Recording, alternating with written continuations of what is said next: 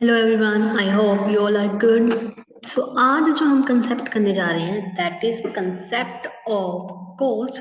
जैसे ये बड़ा ही छोटा सा इंटरेस्टिंग सा टॉपिक है, तो चलिए स्टार्ट करते हैं।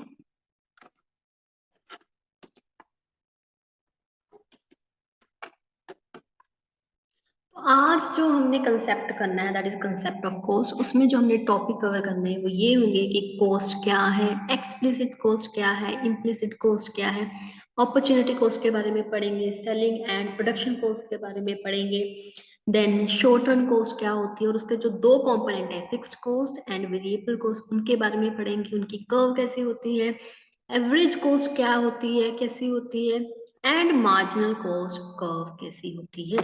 तो चलिए स्टार्ट करते हैं फ्रॉम इट्स मीनिंग। तो कॉस्ट क्या है? बेसिकली कॉस्ट यानी कि खर्चा यानी कि लागत क्या है कि जो भी एक प्रोड्यूसर है एक्सपेंडिचर करता है, कोई भी खर्चा करता है on the inputs. For example inputs like raw material हो गया, लेबर हो गया, सो दैट कि वो आउटपुट प्रोड्यूस कर सके। क्लियर? अभी बेसिकली स्टूडेंट्स जो आपने एक चीज ध्यान में रखनी है which you should consider in your mind while ये कंसेप्ट पढ़ते हुए, कि ये जो कंसेप्ट हमने पढ़ना है कंसेप्ट ऑफ कॉस्ट, इसमें आपने प्रोड्यूसर के पॉइंट ऑफ व्यू से पढ़ना है। क्लियर? जो हमने डिमांड के डिटर्मिनेंट लेक्चर में पढ़ा है वहां पर हमने कंज्यूमर के पॉइंट ऑफ व्यू से पढ़ा है, बट यहाँ पर हमने एक प्रोड्यूसर के पॉइंट ऑफ व्यू से पढ़ना है। क्लियर? सो कॉस्ट क्या है? कोई भी एक्सपेंडिचर या खर्चा जो भी एक प्रोड्यूसर करता है on the input so that जो भी है वो आउटपुट चाहता है उससे वो प्रोड्यूस हो सके। तो अब ये जो कॉस्ट है इम्प्लिसिट भी हो सकती है, एक्सप्लिसिट भी हो सकती है। इम्प्लिसिट कॉस्ट इज लाइक ये जरूरी नहीं है कि जो भी हमने एक्सपेंडिचर करना है या फिर जो भी खर्चा करना है वो हम आउटसाइडर को ही पेमेंट उसकी करेंगे। There are number of time ऐसा भी हो सकता है कि जो ओनर है उसके पास खुद के रिसोर्सेज होते हैं, यानी कि there are some self owned inputs. तो ऐसे अगर कोई इनपुट है, फॉर एग्जांपल इफ ऐसे आपका एक फैक्ट्री सेटअप है, क्लियर, तो इंस्टेड कि आप वहां पर एक किसी मैनेजर की सर्विसेज को हायर करें, उसकी जगह आप खुद भी काम कर सकते हो या अपनी फैमिली में से किसी भी पर्सन को उस काम पे लगा सकते हो। सो मीनिंग है बाय जो भी एस्टिमेटेड एक्सपेंडिचर होता है ऑन सेल्फ ओन्ड इनपुट्स उसको इम्प्लिसिट कॉस्ट बोला जाता है। या फिर क्या हो सकता है कि आपने प्रोडक्शन करनी है तो प्रोडक्शन के लिए आपको प्लांट लगाना है, प्लांट लगाने के लिए आपको लैंड चाहिए। क्लियर? अगर आपका खुद की ही लैंड है तो यानी कि यहाँ पर जो रेंट आपने पे करना है, अगर आप किसी और से लेते लैंड तो यहाँ पर वो जो खर्चा है सही हो रहा है। तो इस जो एस्टिमेटेड एक्सपेंडिचर है लैंड का जो कि आपने रेंट को पे करना है उसे हम इम्प्लिसिट कॉस्ट कहते हैं। अब ये जो कॉस्ट है वो एक्सप्लिसिट भी हो सकती है। अब एक्सप्लिसिट कॉस्ट कैसे होती है? बेसिकली एक्सप्लिसिट कॉस्ट का मतलब ये होता है कि कोई भी एक्सपेंडिचर आपने इनकर किया है और वो एक्सपेंडिचर इनकर किया है इनपुट पर, वो जो इनपुट्स है आपने आउटसाइडर यानी कि मार्केट से परचेज किए हुए हैं। तो ऐसी जो भी कॉस्ट आपने इनकर करी है उसे हम एक्सप्लिसिट कॉस्ट कहते हैं। फॉर एग्जांपल इफ ऐसे आपने किसी मैनेजर की सर्विसेज को हायर किया हुआ है तो अब जो मैनेजर है उसको आपने सैलरी पे करनी है, यानी कि जो फैक्टर ऑफ प्रोडक्शन की जो पेमेंट है वो आउटसाइडर की जा रही है। क्लियर? तो इसको हम एक्सप्लिसिट कॉस्ट कहते हैं। अब ये जो कॉस्ट हमारी है सेलिंग कॉस्ट भी हो सकती है और प्रोडक्शन कॉस्ट भी हो सकती है। तो सेलिंग कॉस्ट बेसिकली वो सारा खर्चा, वो सारा एक्सपेंडिचर जो कि एक प्रोड्यूसर करता है अपने जो प्रोडक्शन उसने करी हुई है, जो प्रोडक्ट बना लिया है उसको प्रमोट करने के लिए सो दैट उसकी सेल हो सके। तो ऐसा जो भी खर्चा किया जाता है, फॉर एग्जाम्पल एडवर्टीजमेंट करी है या फिर फ्री सैंपल दिए हुए हैं उसने, तो ऐसा जो भी खर्चा किया है उसे सेलिंग कॉस्ट कहते हैं। और जो ये यहाँ पर जो हमने कंसेप्ट पढ़ना है वो हमने प्रोडक्शन कॉस्ट का पढ़ना है, क्योंकि यहाँ पर जो कॉस्ट इनकर करी जा रही है जो प्रोड्यूसर कर रहा है प्रोडक्शन पर कर रहा है। क्लियर? तो यहाँ पर जो हमने कॉस्ट का कंसेप्ट कवर करना है वो प्रोडक्शन कॉस्ट तक का कवर करना है। क्लियर? अब बात करते हैं प्रोडक्शन कॉस्ट की। तो प्रोडक्शन कॉस्ट बेसिकली क्या होता है? कोई भी एक्सपेंडिचर इनकर किया हुआ है प्रोड्यूसर ने on the input for producing a given level of output, जैसे कि हमने स्टार्टिंग में पहले भी पढ़ा। Clear?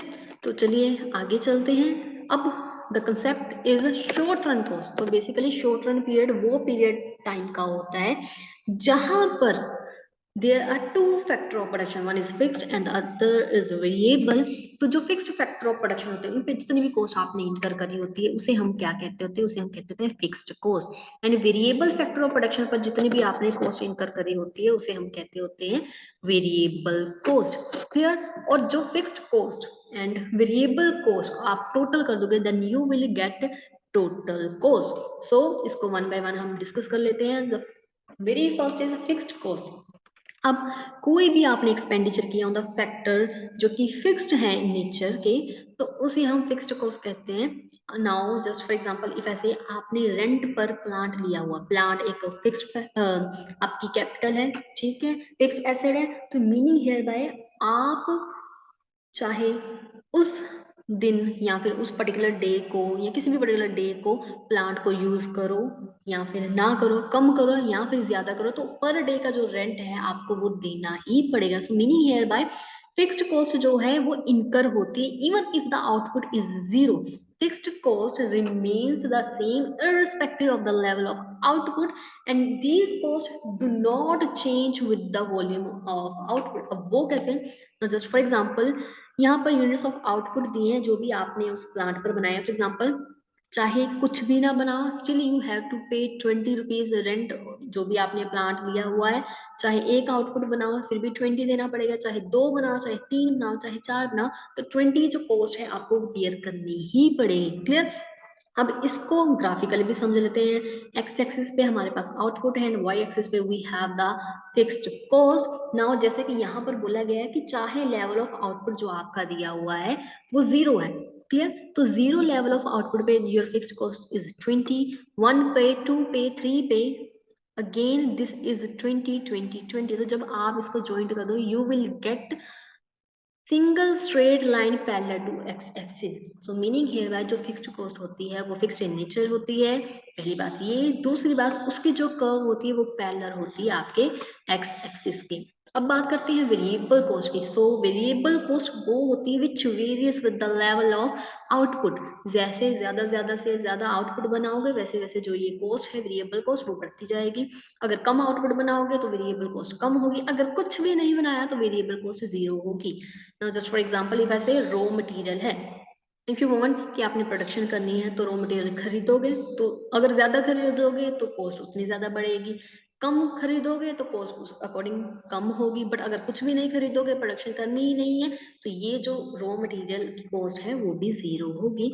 So meaning here bye expenditure incurred on the variable factor of production उसे हम कहते हैं वेरिएबल कॉस्ट। और इस कॉस्ट को हम प्राइम कॉस्ट भी कहते हैं एंड डायरेक्ट कॉस्ट भी कहते हैं।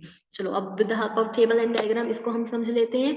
सो बेसिकली यहाँ पर आपको यूनिट्स ऑफ आउटपुट दिया है कि अगर कुछ भी प्रोड्यूस नहीं किया तो ये जो कॉस्ट है वो जीरो रहेगी, 1 किया तो 10 हो जाएगी। जैसे जैसे आपने आउटपुट इंक्रीज किया वैसे वैसे ये जो वेरिएबल कॉस्ट है आपकी इंक्रीज होती जाएगी। सो उसी तरह जब आप इसको एक टेबल को ग्राफिकली प्लॉट करोगे then you will get shape something like this. और ये जो शेप है ये इनवर्स एस शेप की है। सो मीनिंग हियर बाय जो टीवीसी है स्टार्टिंग में इंक्रीज हो रही है at decreasing rate, but after उसके बाद क्या हो रहा है ये इंक्रीज कर रही है at an increasing rate. So meaning here by जो वेरिएबल कॉस्ट की जो कर्व है वो कुछ इस तरह से इनवर्स एस शेप की आपकी होगी। क्लियर। अब बात करते हैं जो हमने ये variable cost and total fixed cost का कंसेप्ट पढ़ा है। As I said in the very starting कि इनका जो समेशन यानी कि टोटल होता है उसे हम कहते होते हैं टोटल कॉस्ट। तो चलो अब तीनों को इकट्ठे एक बार देख लेते हैं। तो ये जो डाटा है सेम जो हमने प्रीवियस स्लाइड्स में लिया था वो सेम है। टोटल फिक्स्ड कॉस्ट 20 है at each and every level of output. और जो टोटल वेरिएबल कॉस्ट है जैसे जैसे आपका आउटपुट इंक्रीज होता जा रहा है वैसे वैसे ये जो वेरिएबल कॉस्ट है वो भी इंक्रीज होती जा रही है। एंड टोटल कॉस्ट आपका क्या है टीवीसी प्लस टीएफसी यानी कि 20 plus 0 20, 20 plus 10 30, 20 plus 18 38। So meaning here bye कि टोटल फिक्स्ड कॉस्ट और जो टोटल वेरिएबल कॉस्ट है उसका जो सम होता है दैट इज टोटल कॉस्ट। चलो अब इसको ग्राफिकली समझ लेते हैं कैसे किया हुआ है। जैसे कि हमने पीछे भी ये किया था कि जो फिक्स्ड कॉस्ट है हमारी कांस्टेंट है at each and every level of output, so meaning here by जो टोटल फिक्स्ड कॉस्ट होगी वो सिंगल स्ट्रेट लाइन होगी पैरेलल टू एक्स एक्सिस, और जो टीवी से अभी पिछली स्लाइड में हमने किया है वो कुछ ऐसी इनवर्स एस शेप की होगी, और जो टीसी को आप प्लॉट करोगे तो वो भी जो है आपको कुछ ऐसी दिखने को मिलेगी। Now here the important point is, यहाँ पर जो टीसी और टीवीसी है ये कहीं पर भी मिल क्यों नहीं रही है, ज्वाइंट क्यों नहीं हो रही? So the reason is TVC plus TFC is TC, meaning here by TVC में आप टीएफसी ऐड करो, और टीएफसी क्या है आपकी constant at each and level of output. So meaning here by TVC में भी कांस्टेंट फिक्स्ड कॉस्ट जो है वो आपकी ऐड हो रही है। दिस इज द रीजन कि ये दोनों जो कॉस्ट कर्व है कहीं पर भी जाके मिल नहीं रही। क्लियर?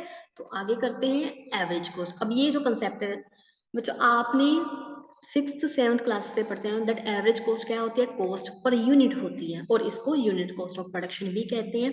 अब एवरेज कॉस्ट अगर आपने कैलकुलेट करनी है आप वो कैसे कैलकुलेट कर सकते हो, total cost divided by quantity. Clear? अब इसको with the help of table and diagram हम समझ लेते हैं। फॉर एग्जांपल टोटल कॉस्ट, ये डाटा जैसे हमने पिछले स्लाइड्स में लिया था वैसे लिया हुआ है। जैसे with the increase in output आपका जो टोटल कॉस्ट है वो भी बढ़ती जाएगी, और एवरेज कॉस्ट कैसी होगी आपकी, total cost divided by quantity, meaning है 20 divided by 1 you will gate 20, 28 divided by 2 you will gate 14 and so on. तो यहाँ पर ग्राफिकली प्लॉट करने से पहले आप जरा देखिए कि ये आपकी जो एवरेज कॉस्ट है पहले डिक्रीज हो रही है, देन कांस्टेंट हुई, देन इंक्रीज होनी शुरू हो गई। तो उसी तरह जब हमने ग्राफिकली इसको प्लॉट किया तो पहले ये डिक्रीज हुई, देन कांस्टेंट हो गई, देन इंक्रीज होनी शुरू हो गई। So this is because of economies of scale. तो जब ये इंक्रीज होने लगी this is because of this economies of scale. Clear? अब ये जो हमारी एवरेज कॉस्ट है ये is a component of variable and fixed cost. Clear? तो जो ये है आपकी एवरेज कॉस्ट, तो average cost is equals to average fixed cost plus average variable cost. और अगर आपने एवरेज फिक्स्ड कॉस्ट निकालनी तो आप क्या करोगे, total fixed cost divided by quantity कर दोगे, यानी कि टोटल फिक्स्ड कॉस्ट का आपके पास डाटा था, जब आप उसकी एवरेज निकाल दोगे डिवाइड करके यानी कि क्वांटिटी से, you will get this data. और यहाँ पर डाटा ही आप देखो पहले डिक्रीजिंग ऑर्डर में है एंड तक वो डिक्रीजिंग ऑर्डर में है, क्योंकि द रीजन इज जो आपके टोटल फिक्स्ड कॉस्ट है वो तो कांस्टेंट है, बस आउटपुट बढ़ रहा है, कॉस्ट नहीं बढ़ रही। So this is the reason जब आप इसको प्लॉट करोगे तो ये जो आपके पास है कुछ ऐसे इस शेप में आ जाएगी, जिसको रेक्टेंगुलर हाइपरबोला भी बोला जाता है, मीनिंग हियर बाय एएफसी जो होगी रेक्टेंगुलर हाइपरबोला होगी शेप में। और जो एवीसी है, एवीसी क्या होगी, एवरेज वेरिएबल कॉस्ट, यानी कि टोटल वेरिएबल कॉस्ट को when you get divided by quantity you will get AVC.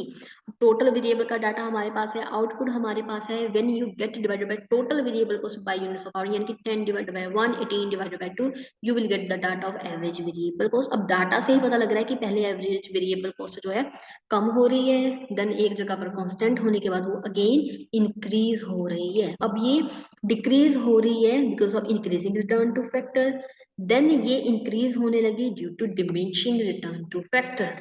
अब बात करते हैं मार्जिनल कॉस्ट, हमारा आखिरी concept, that is marginal cost का मतलब क्या है, marginal means additional, so change made in total cost, यानी कि marginal cost is the addition made to total cost by producing one more output. और इसको आप कैलकुलेट कैसे कर सकते हैं, marginal cost is equals to TCN minus TCN minus 1, और कैसे हो सकता है, change in total cost divided by change in quantity. So meaning here by table के फॉर्म में अगर आप देखें आपके पास डाटा आउटपुट दिया हुआ है, टोटल कॉस्ट है, तो मार्जिनल कॉस्ट कैसे निकालोगे, होगा 30 minus 20 this will be 10, 38 minus 38 44 minus 38 6।